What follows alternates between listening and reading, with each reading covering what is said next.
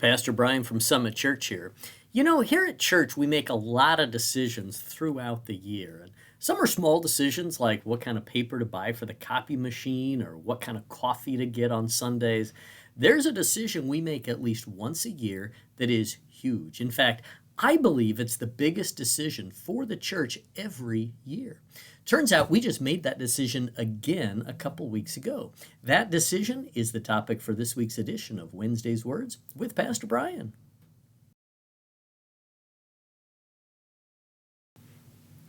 I believe the biggest decision we make annually is when we vote on the elder board in November.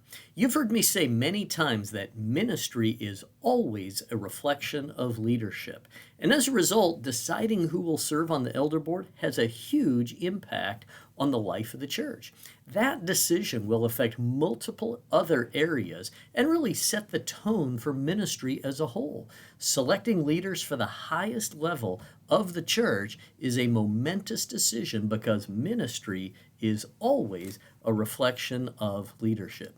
Our Constitution requires us to vote on the elder board every November, but it also has a provision that new members can be added to the elder board at other times during the year. We decided to add Don Walker as the newest member of the elder board a couple weeks ago. Now, the Constitution doesn't require us to have a congregational meeting and vote on this, but I believe it is such an important decision that having a meeting is warranted. It also allows all of you to hear his testimony and interact with him, and this is appropriate because adding Don as an elder will certainly impact the ministry of Summit Church. Now, I want to say a couple of things about eldership at Summit Church. First, we don't make elders. God makes elders. Our job is to recognize the people God has uniquely called and gifted for this task. There are several places in the New Testament where the qualifications for elders are outlined. And what this means is that not everyone can serve as an elder, only those who are biblically qualified. And some of those qualifications are about living a godly life, but others relate to giftedness, that ultimately God is the one who calls people and equips them for service with spiritual gifts. So when we choose elders, we're really just affirming what we believe God has already done. Now, secondly, I want you to know that we have a fairly rigorous process for identifying elders at Summit Church. We begin months or even years ahead of time by observing people as potential elders.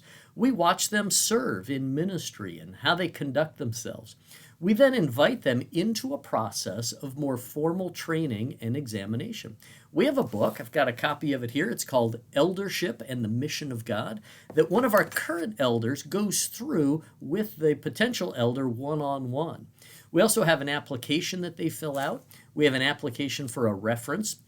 And we even have their spouse fill out a questionnaire because family are the ones who really know them best. And lastly, the full elder board interviews this person. We pray over whether God has chosen them to serve. Now, that might sound like a lot of steps, and it is, but we don't just want to have warm bodies filling spots on a committee. We want to identify the people God has chosen and called to serve this church. So we've gone through that entire process with Don Walker, and we voted to add him to the elder board at our last meeting a couple weeks ago. This Sunday, we're having a congregational meeting and potluck after church, and we won't be taking a vote, but we will have Don share some things, and we want to pray over him.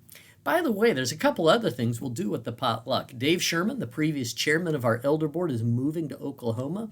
We want to honor Dave and Tammy for their service to Summit Church over the years.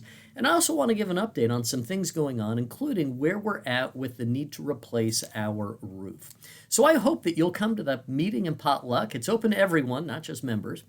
Please bring two things to the potluck, a main dish and either a side dish or a dessert. It'll be a good time of hanging out together as a church family. I look forward to seeing all of you there.